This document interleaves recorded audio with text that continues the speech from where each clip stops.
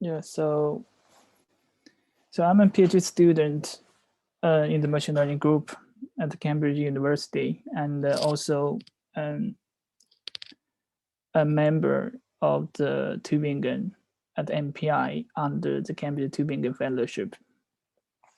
So today I will talk about the causal representation learning, which is quite a promising field and also a new field combining machine learning and causality.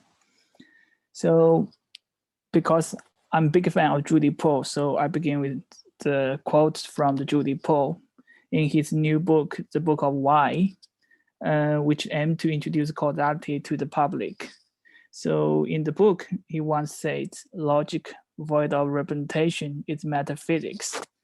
So here, by representation, Judy Paul meant the causal diagram, but also applied to the causal variables. So in this topic about the causal representation learning, representation consists of both causal variable learning and causal relations between causal variable learning.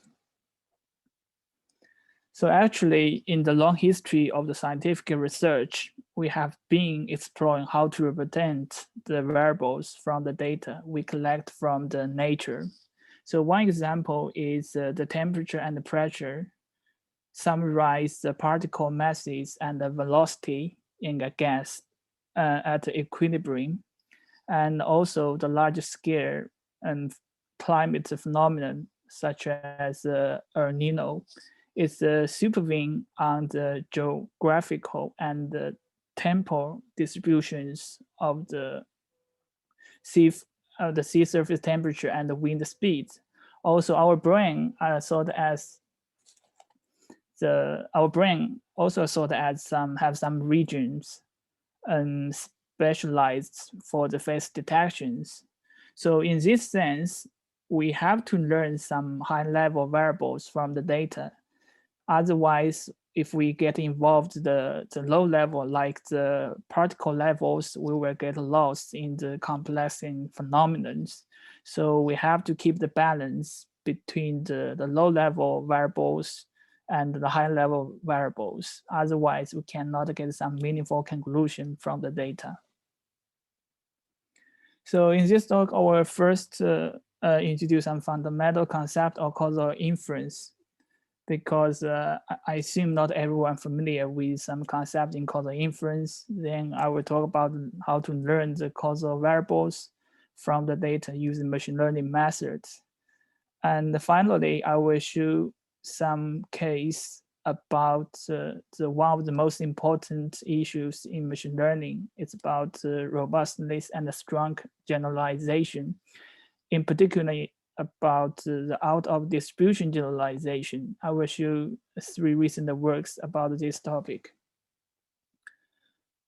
So I think they have some challenges in machine learning. One challenge is how to improve the robustness, because in the real world, so there is often little control of the distribution from the data comes from.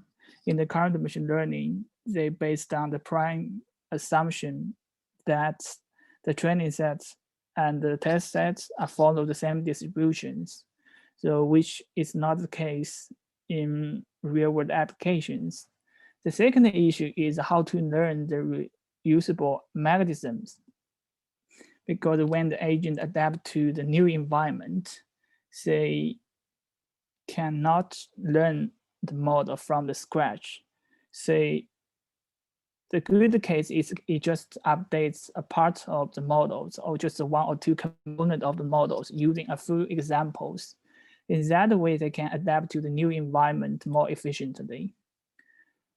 The third one, we can look at machine learning from the causality perspective, because machine learning is only about association, prediction.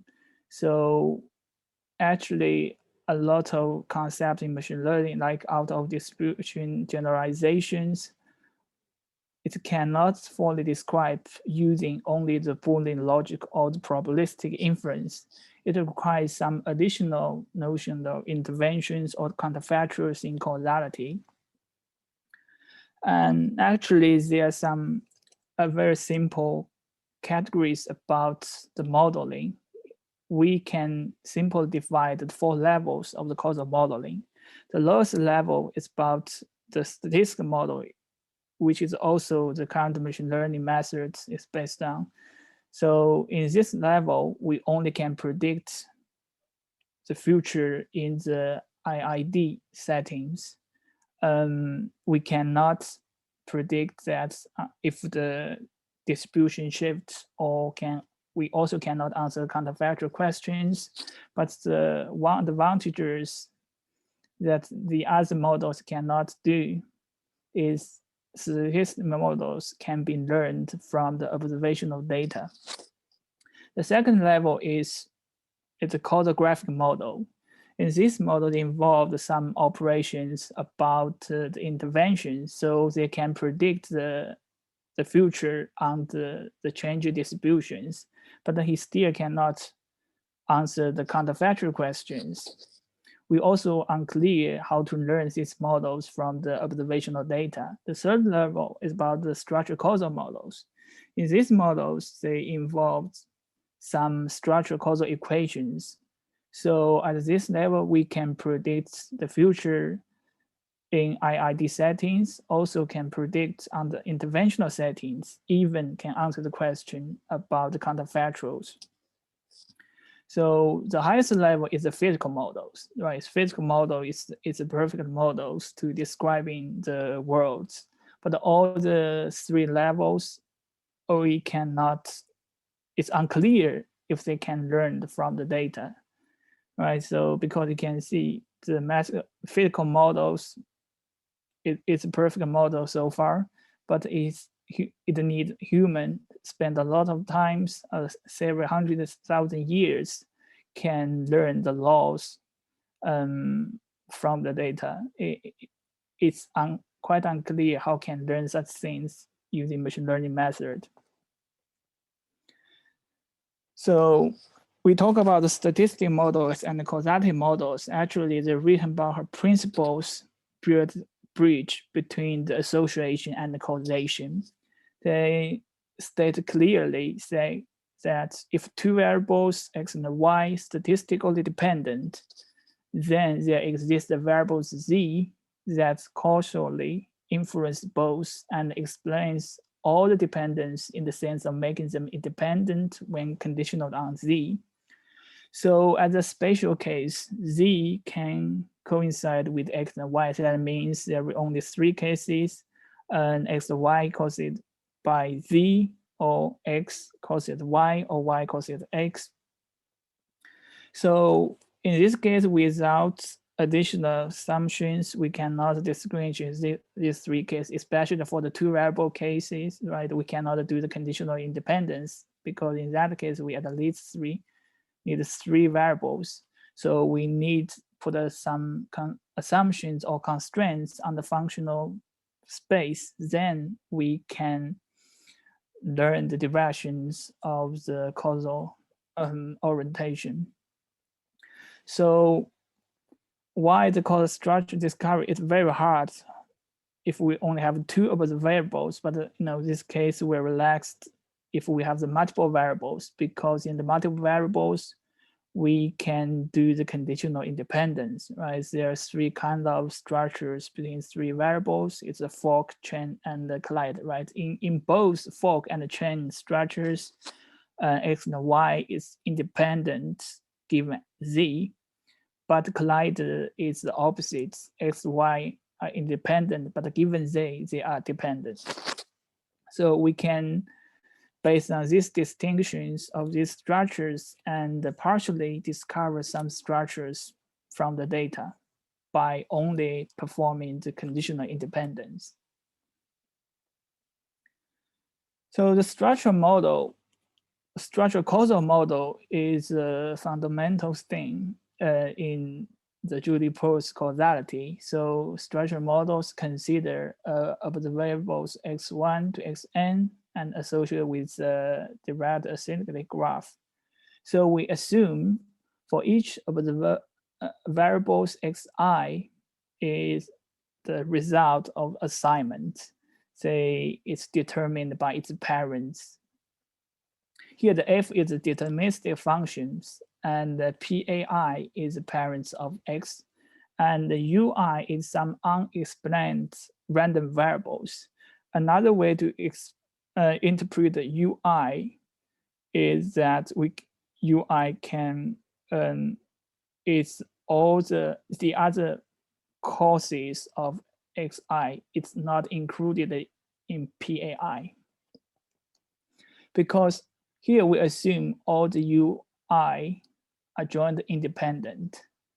So fi is a deterministic function because the ui is a random variable, so still xi is also a random variables.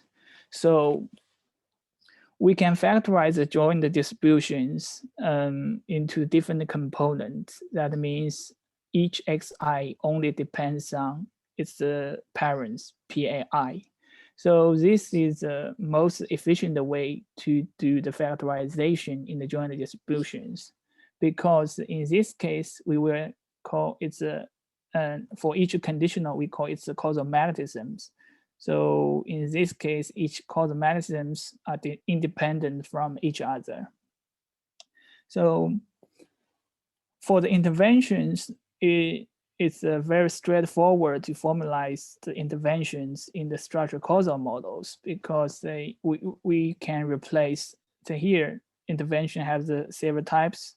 One is no intervention. That means we do nothing to the assignment, structure assignment. Hard or called perfect intervention. That means we replace the sign xi with some constant.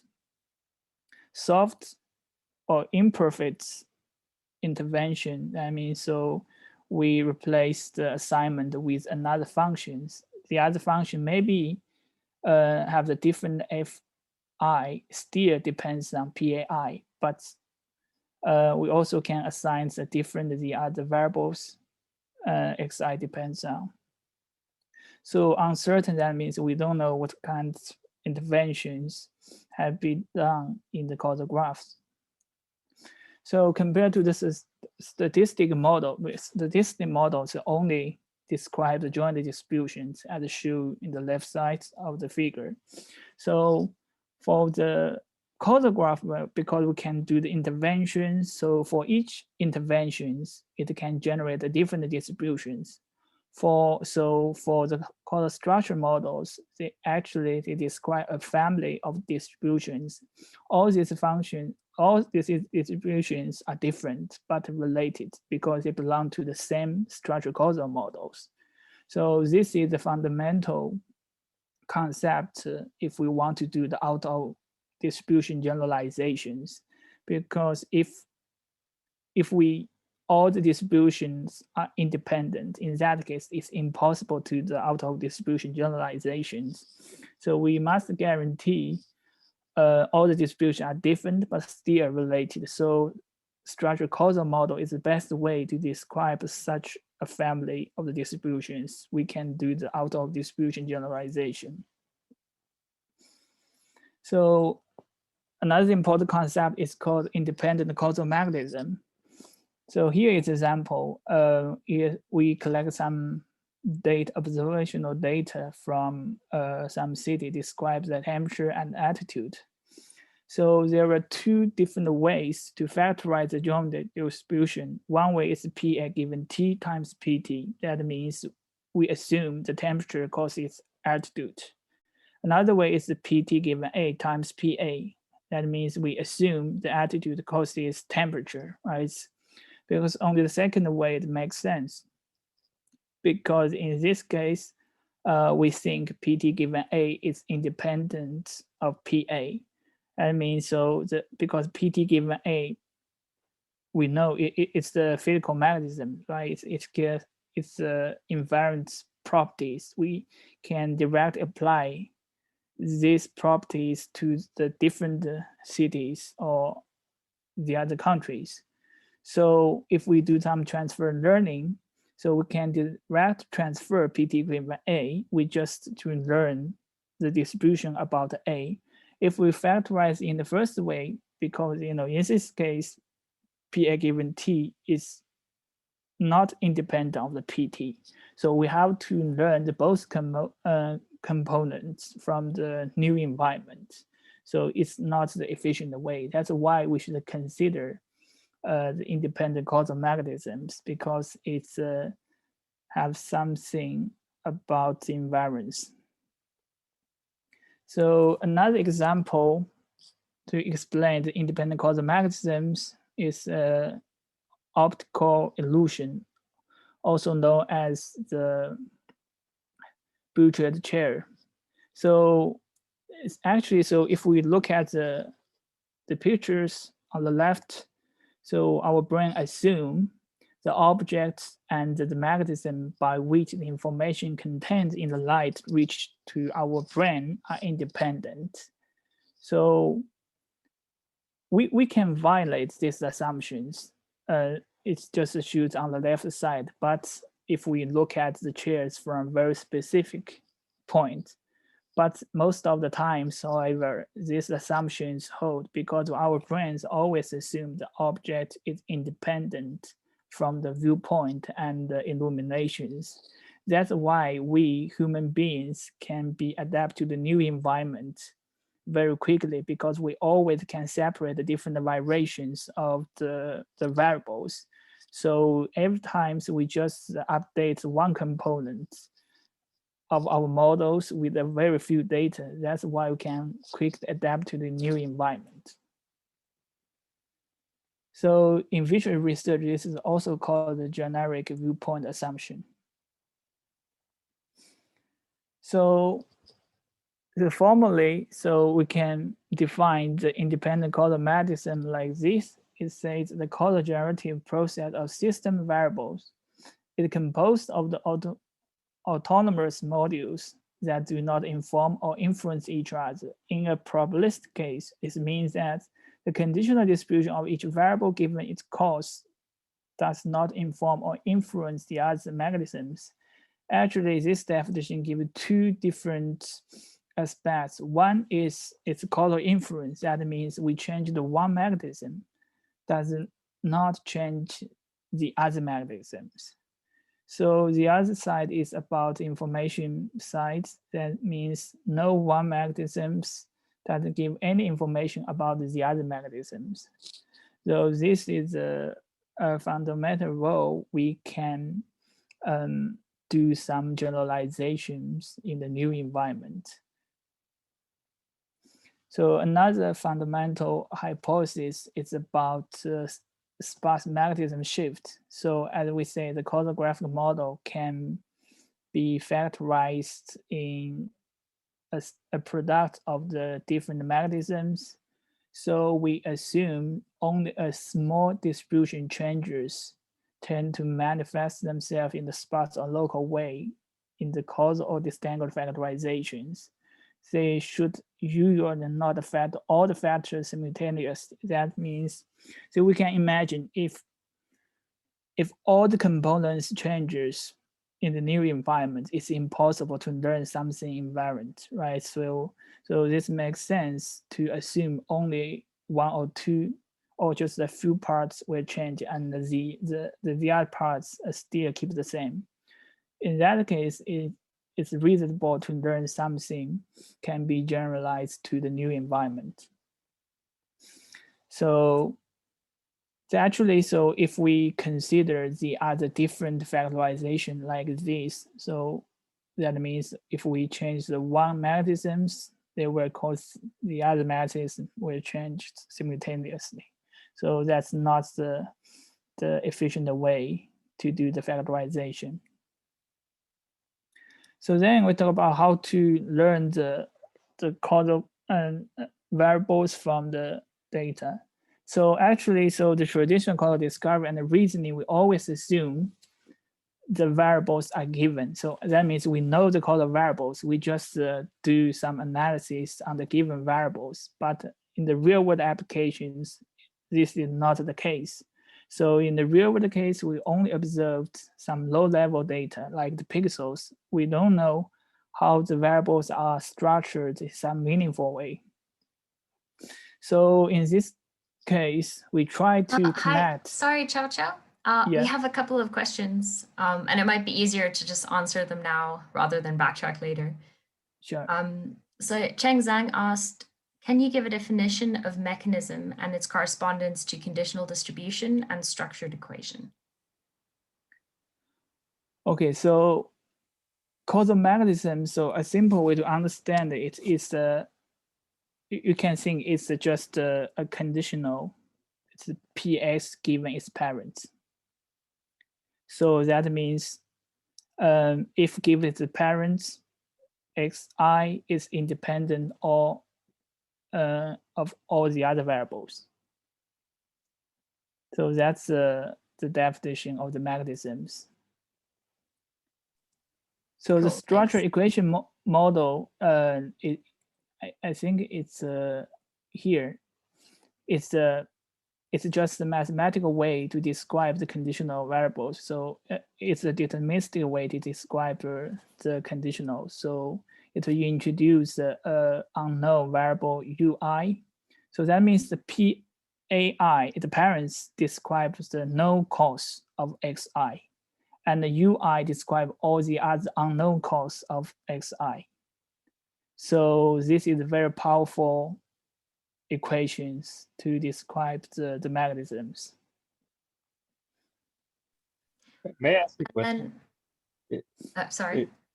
Sorry. Sorry for lack of video as well. But so aren't these structural equations equivalent mathematically to the causal graphical models? Just in the way that the reparametrization trick works, for example, in the VAEs.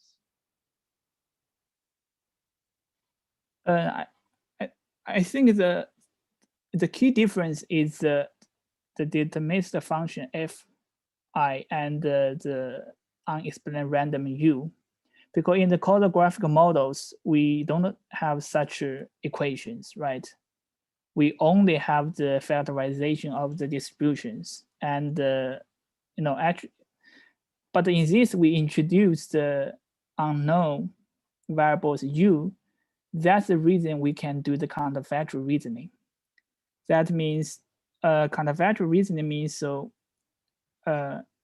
we can estimate the history, the situation in the history, and take the different actions and get the different results. If we didn't, because here the U describe all the background of that time. If we didn't introduce such variables, you cannot do the counterfactuals. So I think this is the key difference between the structural causal model and the causal graphical models. I understand, but couldn't you mathematically formulate those conditional factors in the causal graphical models in this way? Like basically write them as deterministic function of the parents and some independent random variables. Yes, you can do that.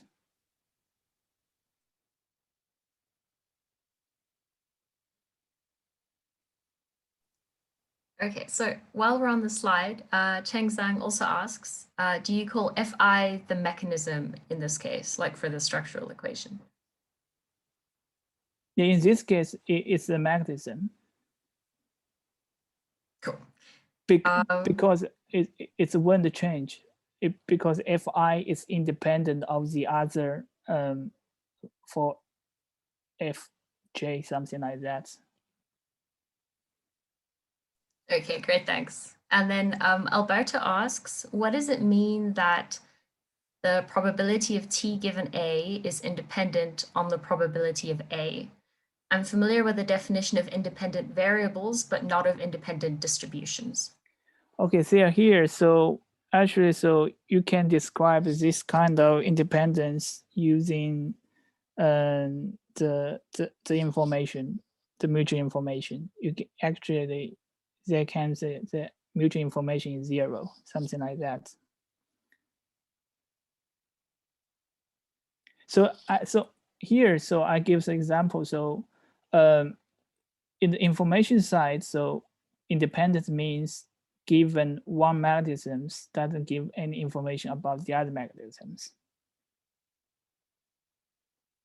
Right. So in the temperature and altitude examples, so if we give the distribution of the attitude, it doesn't give us any information about the P T given A.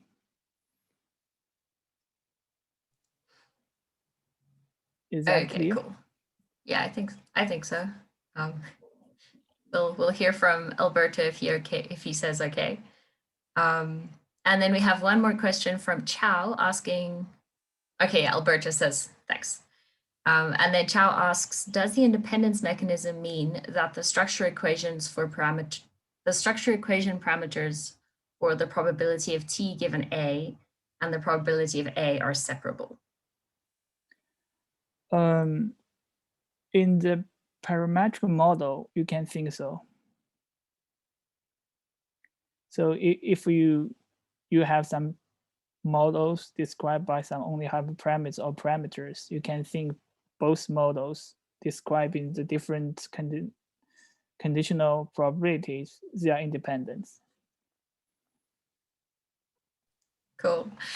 Thanks for indulging the lively discussion. That is all the questions for now. Okay. So if we could go back to where we were.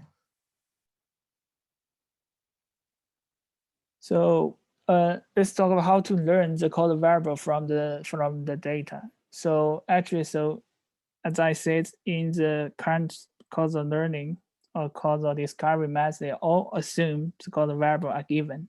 So given the causal variable, how can learn the causal structures between these variables?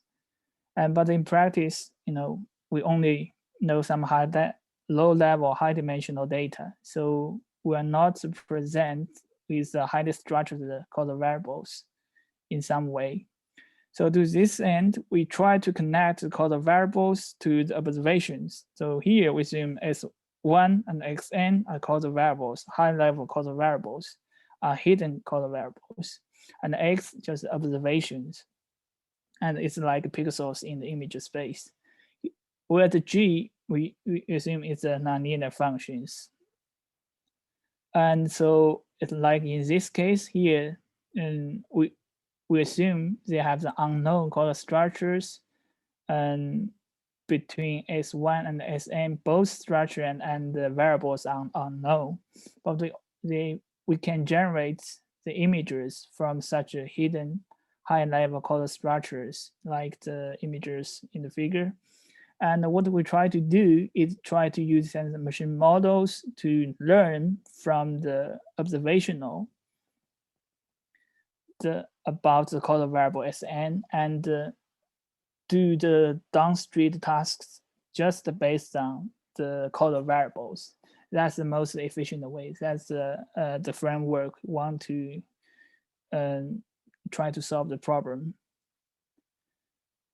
And so if we want to do that, we try to embed the structural causal model, because as I said, structural causal model is just the product of some independent causal mechanisms. Each causal mechanisms are independent of each other. So if we want, we can embed the causal structures into the machine learning models.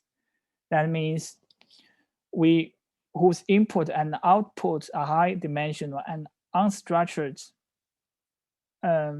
data like pixels, but whose inner space are at least governed by the structural models, right? So that in that way, so in the inner space, it's the modular structures, right? It's because each different structures individually can be fine-tuned and proposed for the new task. Because as I said, maybe in the picture space, its change, the distribution change is quite large, but in the inner space, maybe only one mechanism or two mechanism changes to the new task. We still can reuse the other mechanisms. So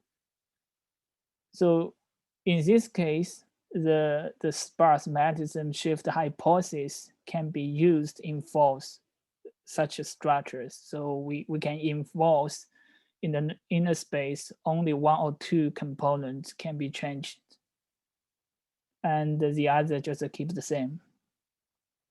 So in this task, so here just one example, like in the hidden causal graph, we assume the orange nodes is maybe just a viewpoint.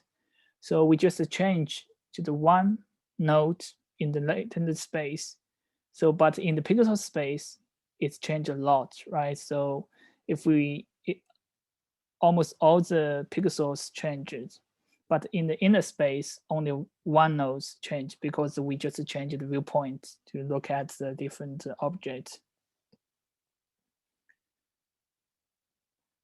So one problem is how to learn the disentanglement representation under this framework, right? So for the country, the most popular way to learn the disentanglement representation, so we assume they have the high dimensional observation X, right?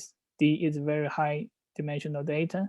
We try to construct the causal variables S1 to Sn, and n is much less than D, and also the causal mechanism. So for causal representation learning, so we not only want to learn the causal variables, we also want to learn the causal mechanisms, that means the causal structures between these causal variables. So in this particular case, we want to learn the causal mechanisms Fi. So in this assumptions, in this assignment, both Si and Fi, Ui are everything is unknown, right? So it's like this. So we only observe some raw data, which want to do some encoder and decoder. So try to learn the latent variables and the other structure between the latent variables. So the step one, so we'll try to construct some encoder, right? Can taking X as the input and estimate the U. The U is because as we assume the U are jointly independent, right? That's the common assumptions in disentanglement learning. The second step is we want to mapping, because you see, so all the assumptions is depends on U, because U, so if we know the value of U, we can calculate all the A's, right? Because A's it only depends on U. U is only variables, unknown variables, determine all the latent variables. So the third step is we try to construct a decoder, right? So if we calculate, we know the value of A's, so we want to remap the A's to the X level. So actually we can use a reconstruction arrow to satisfy the P circle F circle Q on the observational images. But actually, as I said, F is causal mechanisms. Is in the real world applications, is usually unknown. So the systems only learn the tiered P. The tiered P is the composition of the P and Q, P and F, because F is unknown, so it's always enforced into the P. So this is the traditional autoencoder, right? Because in the traditional autoencoder, we have to know constraints, assumptions on the latent space. So in most cases, the method is unknown. So that's why during learning, the decoder is always enforced to combine with F.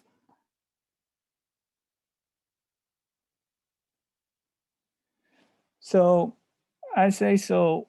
The other thing is to want to learn some transferable mechanisms as well. So every time only one or two components changes. So we want to learn some constant components during the training. So then when we met some new environment, we can directly use these components.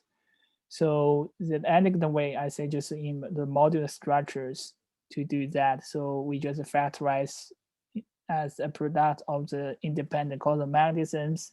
Each time just learn the premise of the one modular of the models, then just directly apply the other modulars to the new task. Then we can learn the transferable mechanism. So compared to the deep learning, so if we combine the causal properties of the variables into the models, because we can do the interventions, right? So as I said, so if we consider interventions, the structured causal model can generate a family of distributions, not only one distributions. So this is a good way to implement the planning and the reasoning in the imagined space, just as Lawson said, thinking and actions in the imagined space. So this is, I think this kind of ideas can widely implement in the reinforcement learning, because so you can do the explorations in some imagined space that can save the, can for the safety and save a lot of do the real world experiment. So if we, causality actually have some implications for many topics in machine learning. So in the following, I just showed the 3 recent works about how to solve one of the most important problems in machine learning. It's about the robustness and the structure, strong generalizations. So the first thing I just briefly describe the key ideas, because these ideas inspire the following 2 works. So the main idea is we consider the setting. So we have the different experiment conditions. For in each environment, we have the IID samples.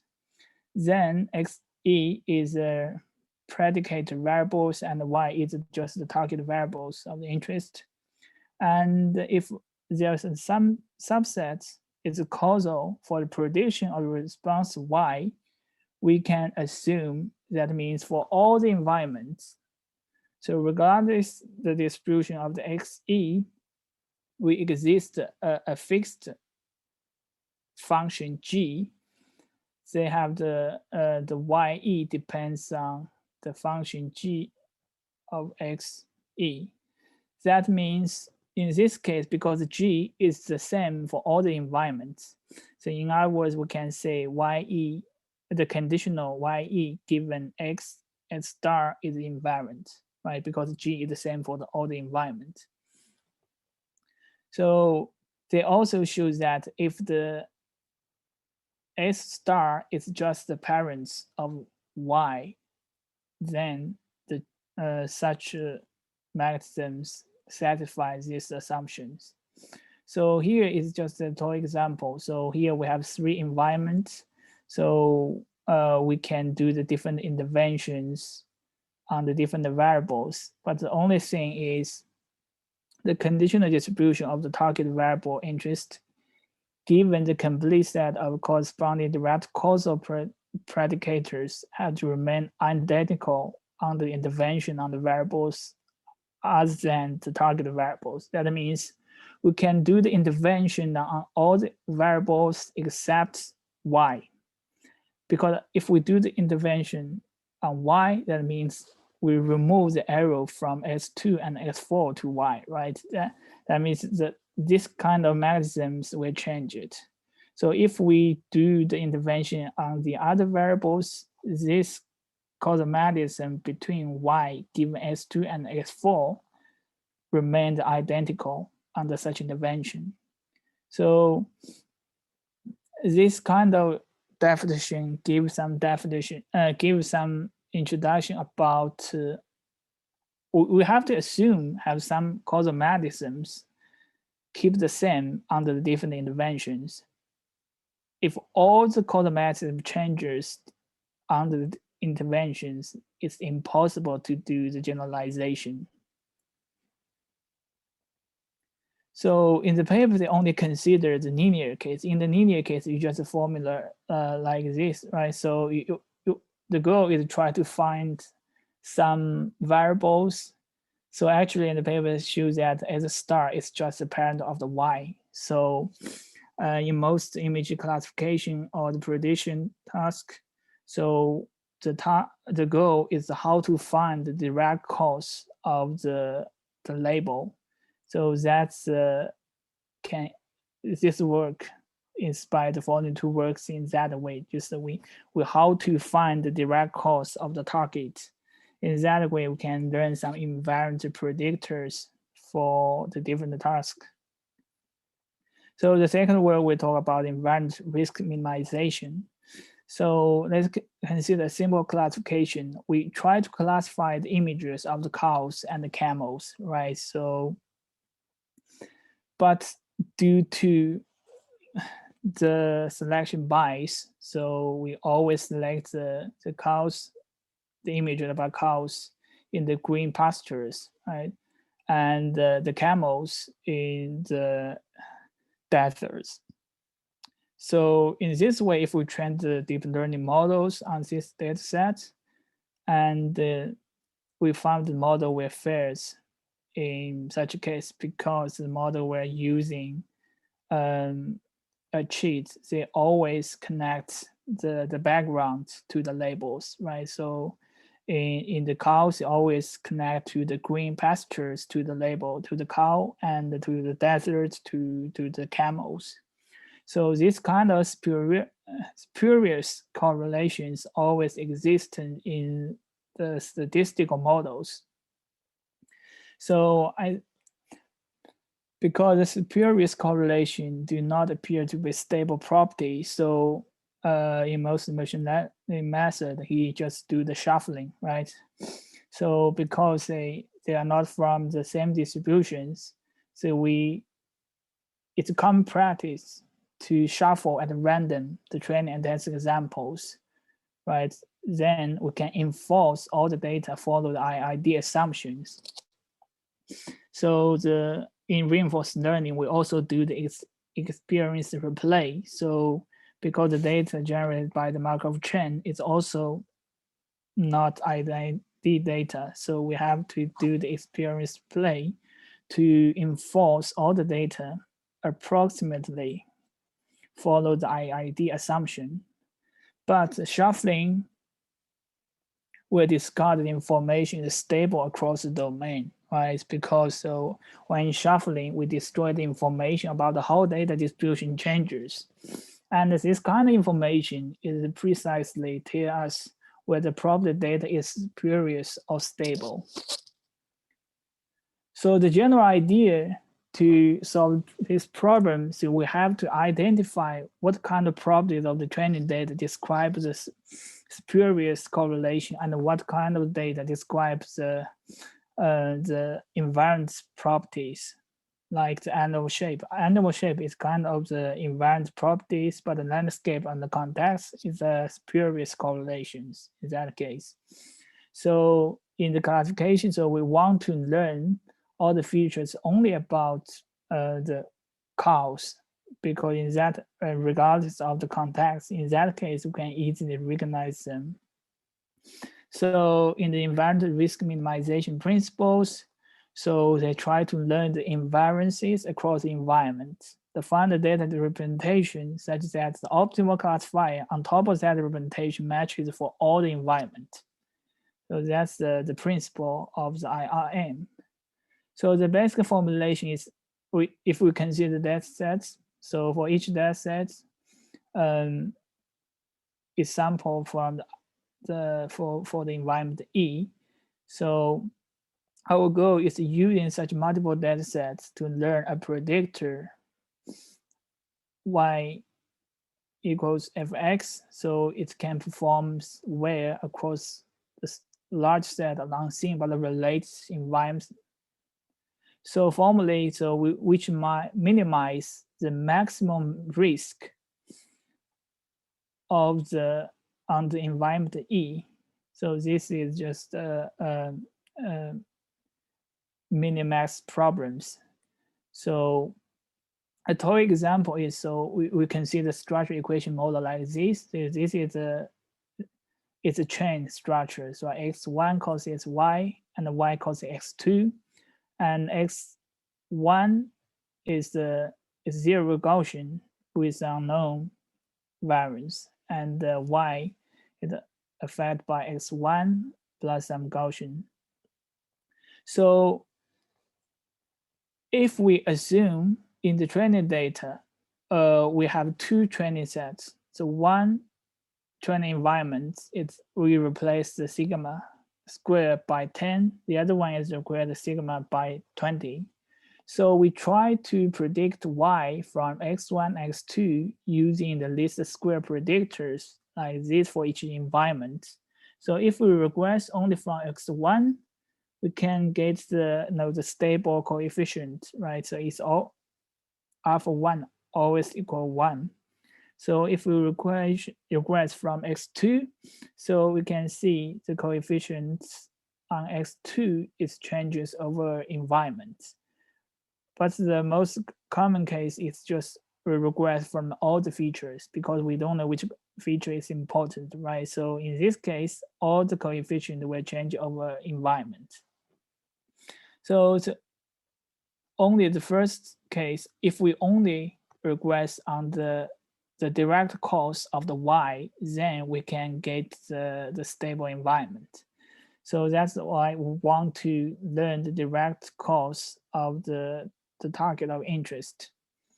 So actually, in the previous work, there are a lot of work that how to deal with such generalization problems. The basic one is just the empirical risk minimization. They just merge all the data, right, to minimize the training error with all the features. So as we showed in the previous case, if we regress on both x1, x2, we will get the environment varying coefficient. It's not stable in new environment. So the other thread of work is about robust learning. Actually, he introduced a baseline for each environment. Actually, we can prove that it's turned out equivalent to the weight IRM, so it still fails in this case. So another thread is about domain adaptation. They try to estimate a data representation that follows the same distribution for all environments, right? But it still fails in this case because we can see x1 is the direct cause of y, but x1 is changes over environment because x1 is just Gaussian, but his covariance is changing over environment. So it's still fair in this case.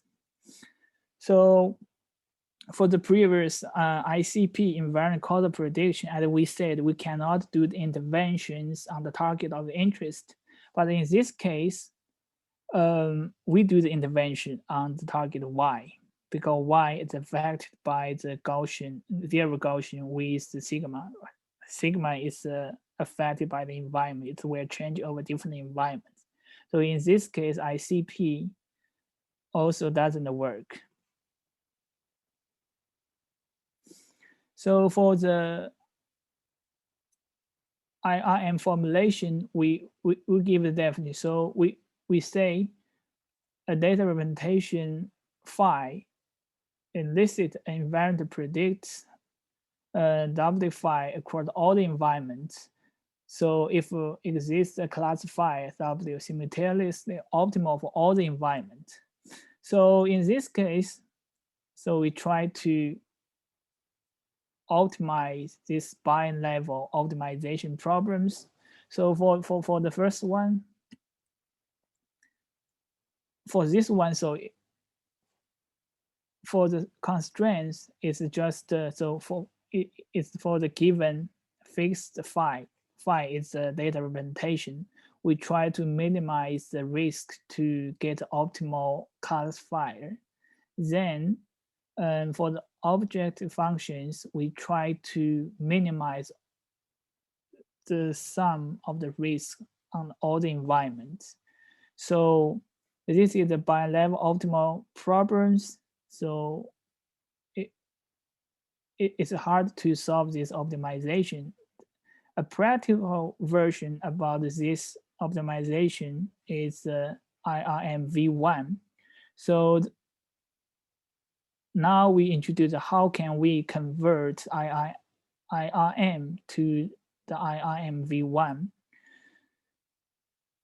So the first step is we just, here is the original objective function. So we just put the constraint as a penalty, right? So here, the penalty measures how close the classifier is minimize the risk. And the lambda is just the hyperparameter balancing the predictive power and the invariance. And in practice, so we would like to choose a differentiable penalty with respect to phi and sigma. Then we just using some gradient descent algorithms to optimize the objective function. So for the simple case, we only consider a linear classifier, but for the data representation, we still can allow it's a nonlinear function.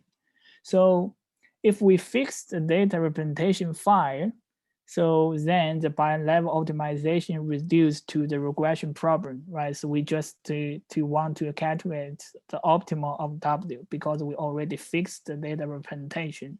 So the optimum of W just do the regression on the data representation space. So here we assume the matrix in the data space is invertible. And for the penalty, we have two similar types of the penalty. One is just the L2 distance, right? We add the L2 penalty. The other one is a linear one. So this is calculate how the classifier is different from the normal distributions. Here we just give some numerical examples. For the examples like this, let's consider a very simple data representation phi x.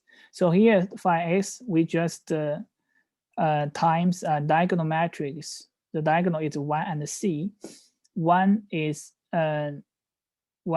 correspond to x1.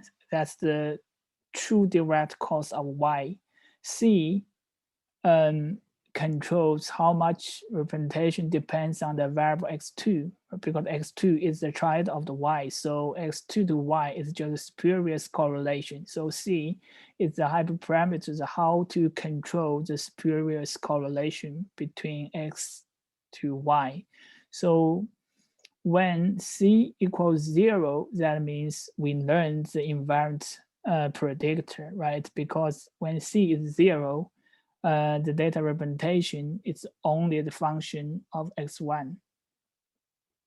So through a simple calculation, we can calculate, if we're using the L2 loss penalty, we calculate the penalty is the 1 plus, because it's a function of C, so we only focus on the part of the C. So it's a 1 over C squared, right? If we consider the other penalties, you can see it's a C squared. So in the first, 1 over C squared, we can see this function, this penalty is discontinuous at the value C equals 0, right? But in the second penalty, we can see the minimal, the value is 0, is when C equals 0.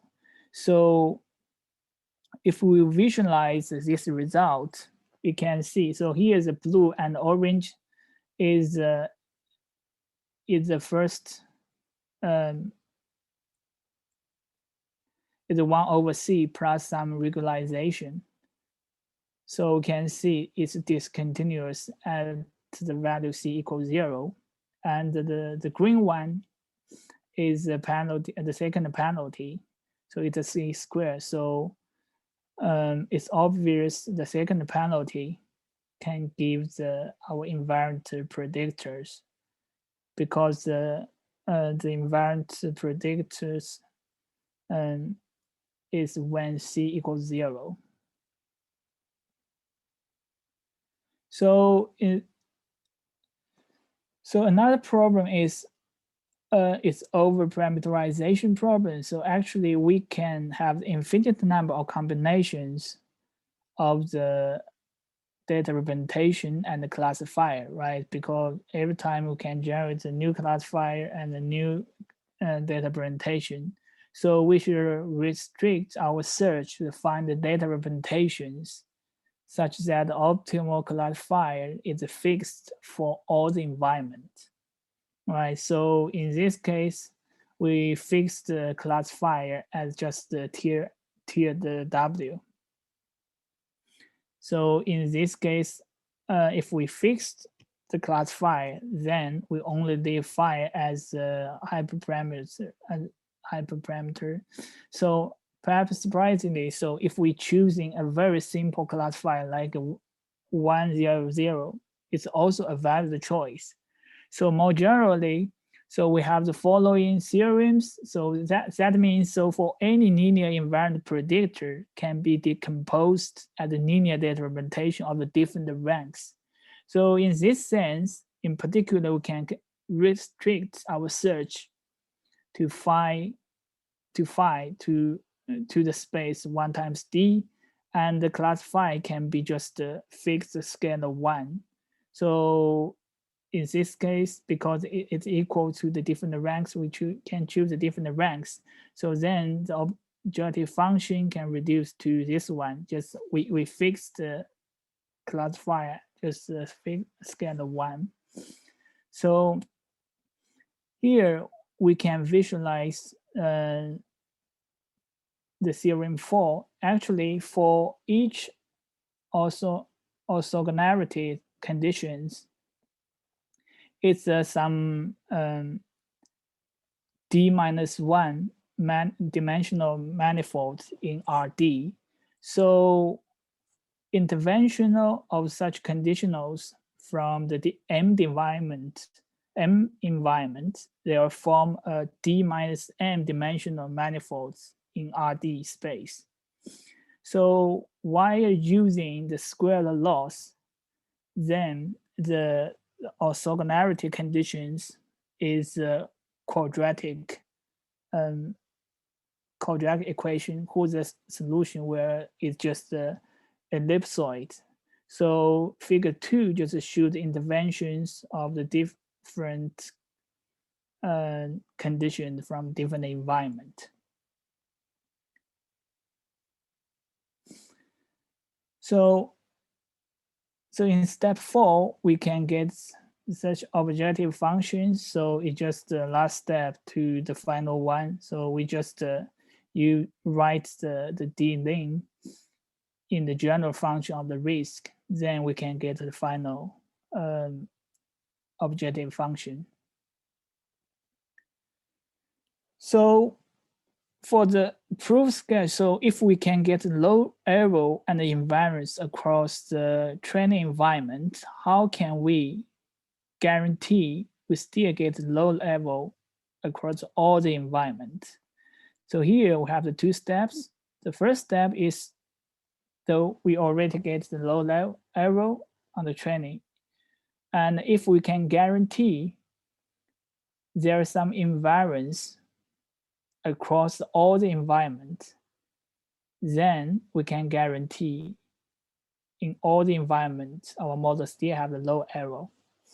Right, that makes sense, right? So, but the key is how can we examine the conditions under which the invariance across the training environment implies invariance across all the environment. This is the key to guarantee the generalization theorems. So in the paper, they only consider linear case. So this is some assumption to guarantee the diversity in the training environment. So as I said, so in the ICP papers, we have to assume there's some diversity of the interventional on the different variables. Otherwise, we cannot guarantee there's some invariance can be learned from all the environments. So in assumption 8, this assumption limits the extent to which the training environment are co-linear. So for each new environment, it's actually removed 1 degree of the freedom in the space of invariant solutions. So this assumptions given some assumptions on the degree of the freedom in the space, we can learn about the invariant solutions. So actually, actually theorem 9 is a linear generalization theorem. So if here you only consider the linear data representation and the linear classifier, if we can guarantee the assumption 8, then on the linear classifier and the linear data representation, we can guarantee the invariance learned from the training environment can be also applied to all the environment. So in other words, so if we can find a representation phi of rank R, eliciting the invariant predict across all the training environments, and all the training environments lay in the linear generation position of the degree R, then the invariant predictor is also invariant across all the environments. So this is the generalization theorem conclusion in the linear case. So here we show some synthetic data experiments. So here we assume the underlying causal graph is like this. So here Z1 causes Y, Y causes Z, H is some hidden factors. So they have the different settings. Scrambled, it means H. So because Z1 and Z2 is the true variables, we only observe the X. So X is some transformation of Z1 and linear transformation of Z1 and Z2. So if we assume S is orthogonal matrix, so it's in the unscrambled observation, we assume the S is identity function. So that means we can directly observe the Z1 and Z2. So here also consider the noise in the Y. So because if we do the intervention directly on Y, ICP doesn't work, as I said previously. So in the different settings, we can see the invariant risk minimizations can learn the causal as the lowest causal errors in all the settings. And on the color MList experiment, so for the because MList is a digit data set, so have the binary variables, we construct a data set. So we have the binary variables for the digital 0 to 4, we assign the label as 0. For the digit 5 to 9, we assign the label to 1. And it's not a deterministic label assignment. We also flick the label with probability of the point to 5. So that means we add some noise to the labels. Also, we will try to flip the label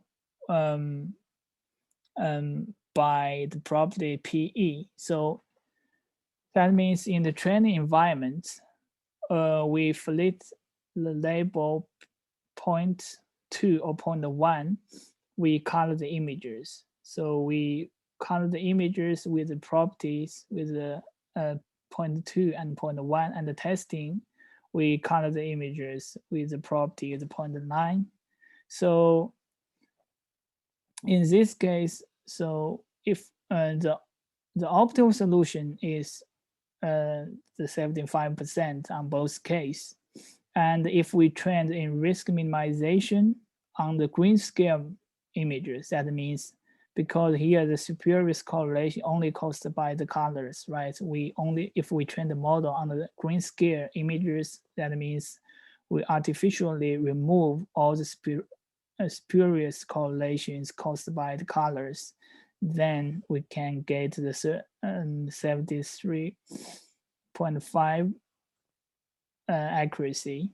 So the invariant risk minimization methods direct and learn from the the data with a strong correlation with the colors, it still can achieve the very high performance in this case. So in this experiment, they actually say here H is the data representation. They actually say they take the images as the input, just output one-dimensional features as H. So here he just plots the function Py equals 1 given the data representation H. So he plots the different methods in different plots and the different environments in the separate colors. You can see the IRM is quite close to the Oracle results, but it seems underperforms at the tails. It might be I'm only guarantee the generalization in the linear case. Also, it might be because the sample size is not that large. So the last work I will talk about our recent work with Tony, Miguel, and Bernhard Schölkopf, and it's extend the previous work from the linear to the nonlinear case, but explicitly using the causal method. So let's revisit the example. So in the previous examples, we assume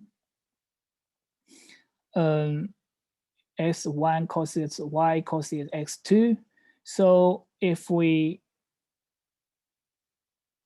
draw these structures graphically, we can treat the environment as additional variables.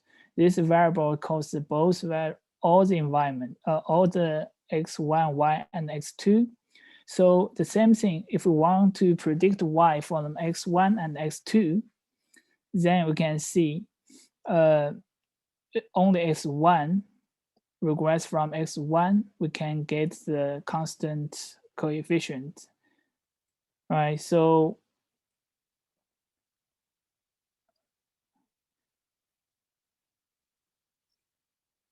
actually, it's not all the interventions are valid in this case, right? So interventions, we give a formal definition here. So as we know, we have the structure equations for each assignment. So intervention means each time we can change the noise terms, or we can change just the assignment, replace the new assignment with replace the older assignment with the new assignment, or directly change the noise terms. So the valid interventional have to satisfy 3 conditions. So if the color graph remains acyclic, right? So if it's not acyclic, there is a lot, it's where don't have the ends about the interventions. The other ones, they should have the same expectations. So if we do the intervention of some variables, it changes the expectation of the target of interest. That will affect the invariance across different environments, right? So because here we also allowed the intervention on the target of variables. So if we do very, we have to guarantee the variance of the target variables remains with the finite ranges. Otherwise, in this case, the causal mechanism is also not stable, right? So you can imagine if we assign a very large covariance to the y's, so it's very hard to predict accurate results for y. So, but as we said in the practice, we cannot direct observe x1 and x2. A more practical is we just observed some transformations about x1 and x2. Here we call the 0. So in general, the true variables x1, x2 are unobserved. we only can observe their transformations O, right? So in the ICP, invariant causal predictions fail due to two reasons, because here we allowed Y to be affected by the environment. All right, so the other reason is, so each dimensions of the observational O is jointly influenced by x1 and x2, right? Because in ICP, we assume all the variables are given. We only do the intervention of the variables. But in this case, we only observe the each dimensions of the observational O. But each dimension of O is jointly influenced by x1 and x2. That means if we just do the intervention on one dimension of O, actually it's the same. It's equivalent to do the interventions on both x1 and x2. So this is why the ICP failed in this case. So I said IRM only works on the transformation, and the classifier a linear case. So that's require us how to introduce a method to learn the direct cause of Y in the nonlinear case, right? So a basic idea is first we try to identify both latent variable x1, x2 from O, and then we determine the direct cause x1 of Y. And the final step, we can directly learn the invariant predict based on x1 alone, because x1 is the direct cause of Y. There is no spurious correlation between x1 and Y. So in this case, we can just use empirical risk minimization to learn the predictors. So the idea, the key step is how to identify x1 and x2 from O, right? Because if we're using the original autoencoders, everything is mixture together, right? So we cannot get some identifiable result. So we consider a latent variables models like O is stand for the observational variables, X is latent variables, right? A general issue with the variational autoencoder is a lack of identifiability guarantee of the latent variables, right? So that means, so in this paper, they showed that any model with unconditional latent distributions. So unconditional latent distribution is the primary assumptions in the latent variable model. In that, so that is they assume all the latent variables are independent of each other. So they prove that any model with unconditional latent distributions is unidentifiable. That means there exists a transformation of X such that here we assume T is the transformation of X, such that Tx is equivalent to X in distribution, right? So the primary assumption we try to make to get the identifiable result is to, we want to posit a conditional factorized prime distribution of the latent variables. So we have to introduce additional observed variables and guarantee, so conditional on these variables, the prime distribution are factorized. So here the key assumption about the permutation and point-wise transformation. So that means, so intuitively that means if we want to recover x1 and x, so the true variable is xi and xj, and they go through some transformation, and we can get the observation O. If we want to recover the x1 hat and xj hat from the observation O, this point-wise transformation means this kind of the true variables and the learned variables as it's only point-wise transformation. That means xi hat is only determined by the xi, is not affected by xj. So all the dimensions are separately affected by the true data. So that means, if we want to learn the x1, x2 from observationals, we can recover x1, x2 up to some pointwise transformation. That means that kind of result is not x1 is not affected by x2, x2 is also not affected by x1. So in that case, it's just a transformation about the direct cause of y is not affected by some spurious correlations of the other variables. So so compared to the autoencoder, in the identifiable autoencoder, we introduce a conditional generative model. It's like this. So we have some conditional factorization prior. So the conditional factorization prior is like this. So x is a latent variable, use some additional variables. So given such assumption and the prior distributions, we can maximize everything. So if we introduce a conditional prior on the latent variables, we can guarantee we can recover the latent space up to some pointwise transformation about the latent variables.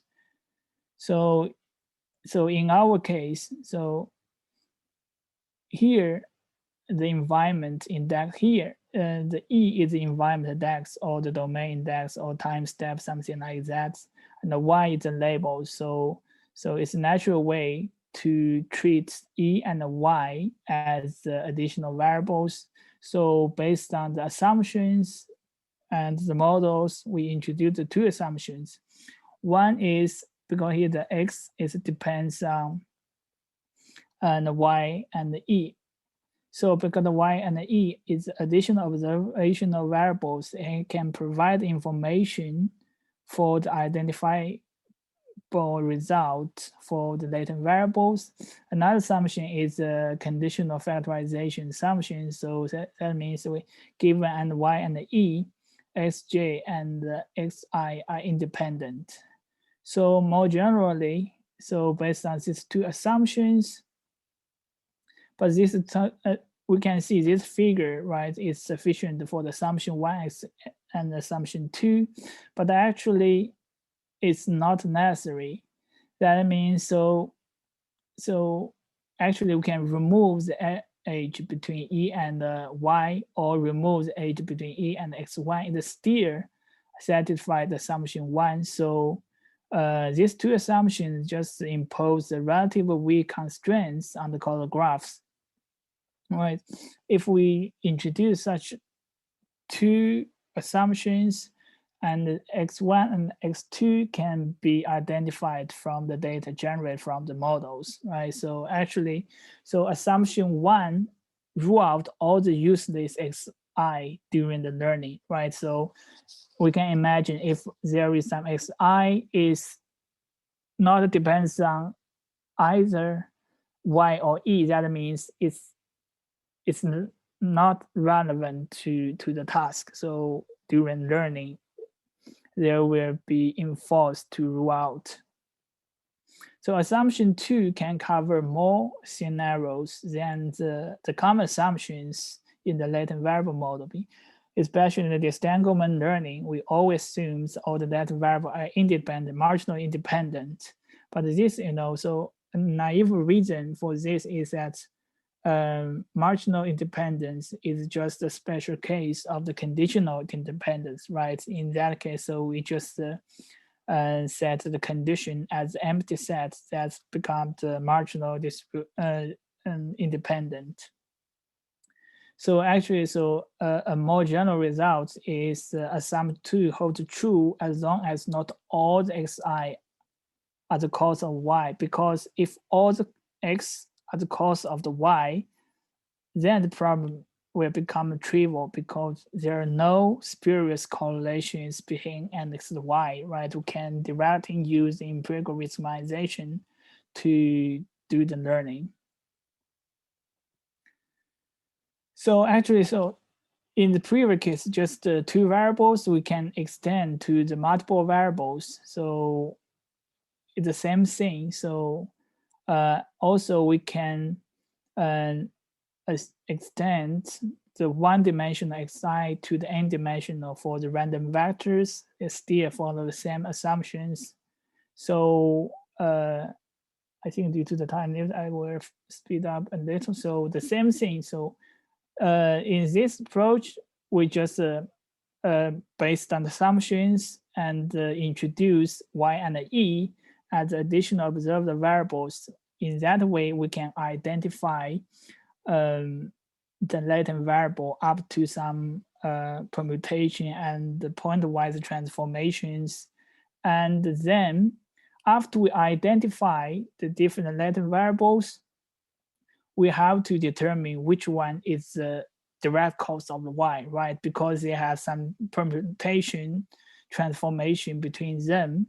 So actually, if we look at each latent variables, there are only 4 kinds of possible connections between them. So just ruling out the no connections between e and x, y's, they will lead to just 10 possible connections.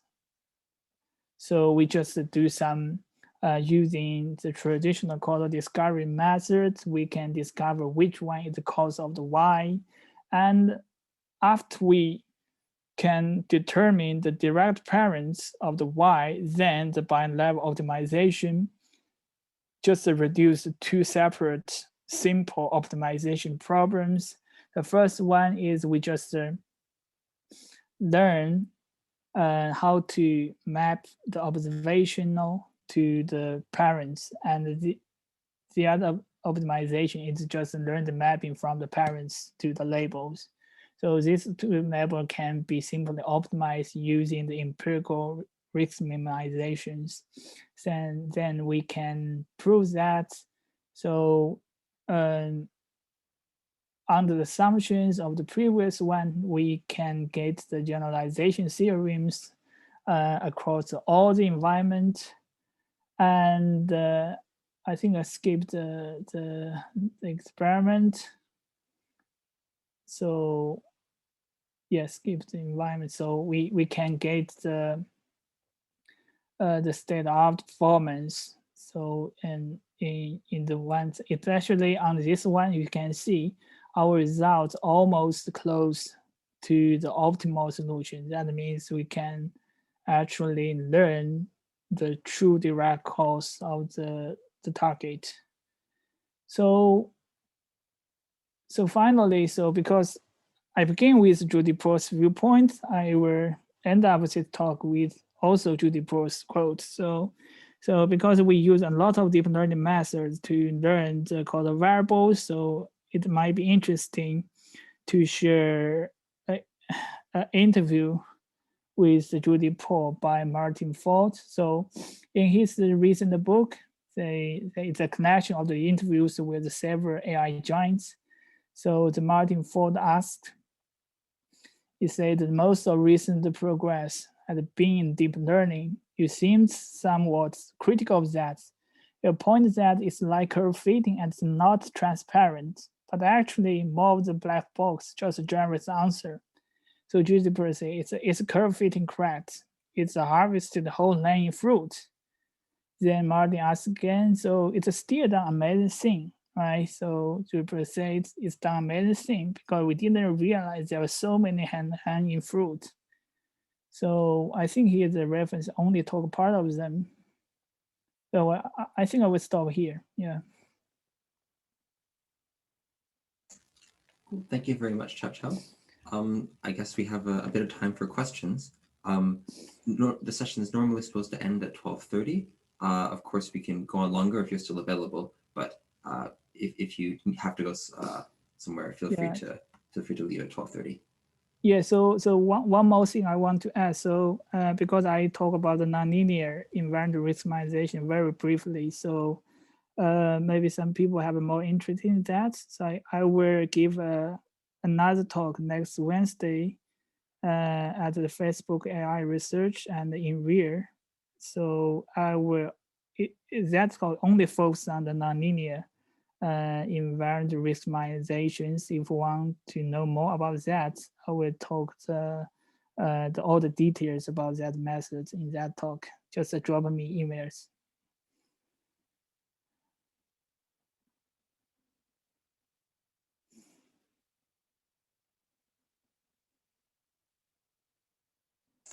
So maybe I'll start off with a question. It's a little bit more speculative. Just about Judea's Pearl's quote there that we're picking off the low-hanging fruit. Yeah. From your talk, I get the impression that causality is a very hard problem, and we're only beginning to develop workable strategies for real-world problems. So you might even say that we're harvesting the low-hanging fruit for causality.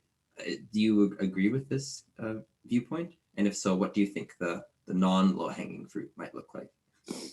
Yeah, so I think the Yoshi Bench once said, so it's quite famous claims about the system 1 and the system 2, right? So they think the causality in the system 2 and deep learning is in system 1. So and actually we have a lot of achievements in recent years in the system 1.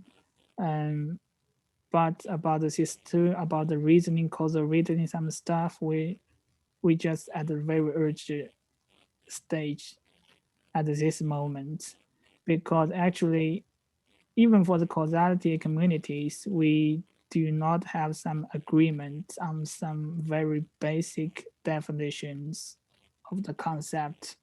Actually, we have different frameworks for the causality, like maybe for the social science or the medical science, something like that. They prefer the James Rubin's framework about the potential outcomes.